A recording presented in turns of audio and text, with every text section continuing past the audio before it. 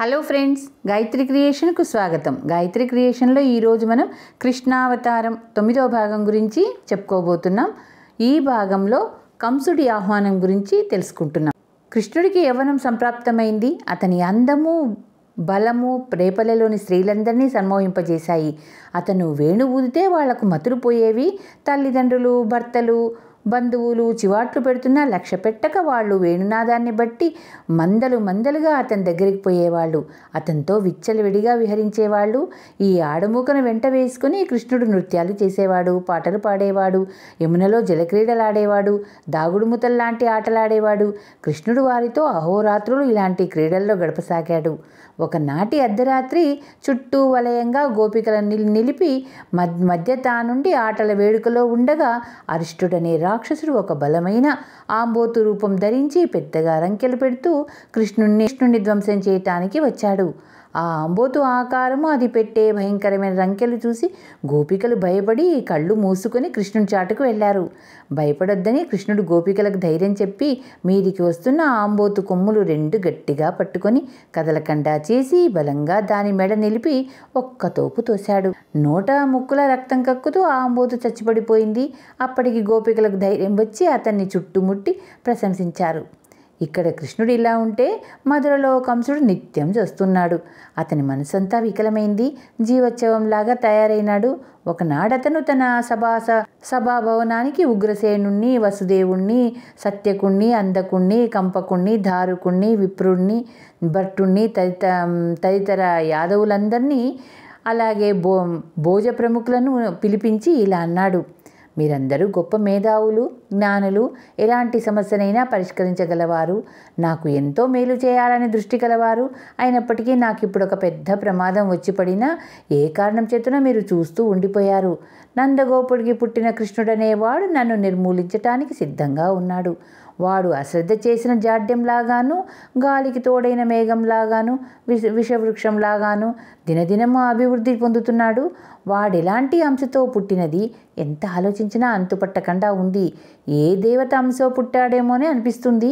ఎందుకంటే వాడి చరిత్ర అంతా అమానుషంగా ఉంది.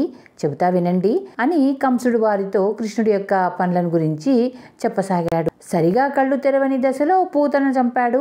బోర్లాపడటం కూడా రాని రోజుల్లోనే బండిని ఒక్క తన్నుతో తుత్తియలు చేశాడు. తప్పటడుగులు వేసే ఈడున జంట మధ్య చెట్లకు రోలు తగిలించి లాగి కూల్చేశాడు. ఒకటేమిటి, ఆ రోజు గడుస్తున్న కొద్దీ కాళీయుణ్ణి మర్దించాడు. ప్రలంబుణ్ణి, ధేనుకుణ్ణి చంపాడు. అరిష్టుణ్ణి చంపాడు. బాల్యం మాట దేవుడెరుగు. వయసు వచ్చిన వాళ్ళు మాత్రమే ఇలాంటి పనులు చేయగలరా? 7 రోజులు ఎడతెరిపి లేకుండా కుంభవృష్టి కురిస్తే కొండను అవలీలగా గొడుగుల్లాగా ఎత్తేసి పట్టుకున్నాడు. ఆ మానుష కార్యం ఒక్కటే చాలు, మిగతావి చెప్పనవసరం లేదు. ఇదంతా చెప్పి కంసుడు వారితో మళ్ళీ ఇలా అన్నాడు.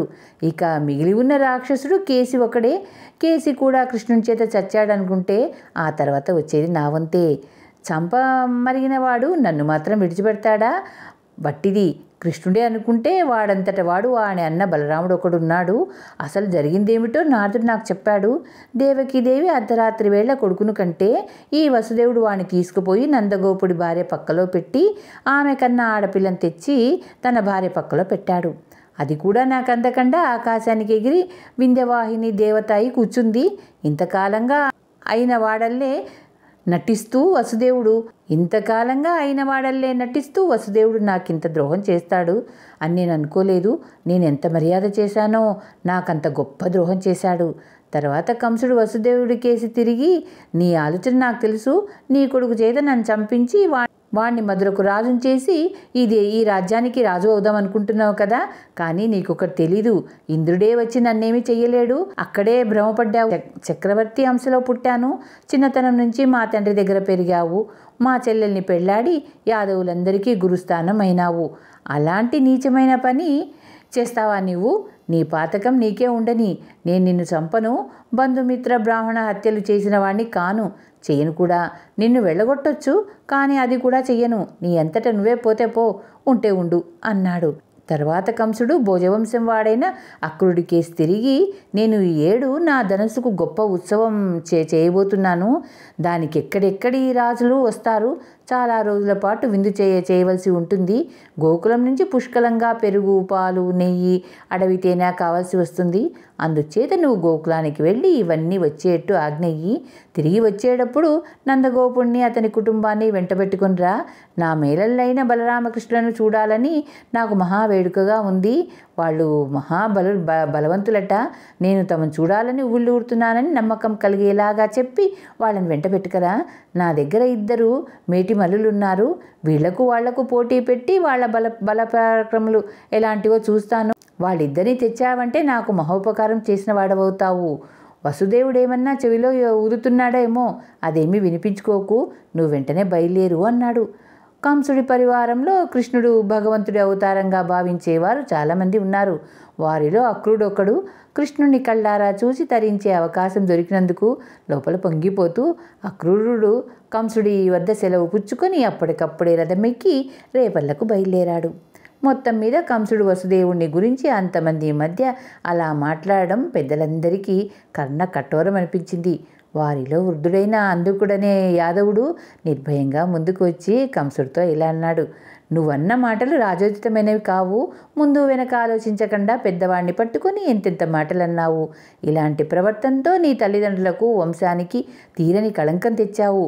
వసుదేవుడు తన కొడుకును దాచాడని తప్పుపడుతున్నావా? తల్లిదండ్రులు తమ సంతానాన్ని కాపాడుకోవడానికి అడ్డమైన అగచాట్లు పడరా? నీ తల్లిదండ్రులు నీ కోసం ఎన్ని పాటలు పడకుండానే నువ్వు ఇంత వాడివయ్యావా? నీ ధోరణి మాకు ఏమీ బాగాలేదు. నీతో తెగదెంపులు చేసుకొని వెళ్ళిపోలేకపోవటం మాదే బుద్ధి తక్కువ. మాకన్నా ఆ అక్రూరుడు చాలా అదృష్టవంతుడు. కృష్ణుని చూసి వచ్చిన ఆ అక్రూరుని చూసి మేము కూడా పవిత్రం అవుతాం. కృష్ణుడు ఇక్కడికి వచ్చాడంటే నీకు చావు తప్పదు. నీకెవరో అడ్డు కూడా రారు. అందుచేత నువ్వే ముందు గోకులంలో ఉన్న కృష్ణుని వద్దకు వెళ్ళి అతన్ని మంచి చేసుకొని బాగుపడు.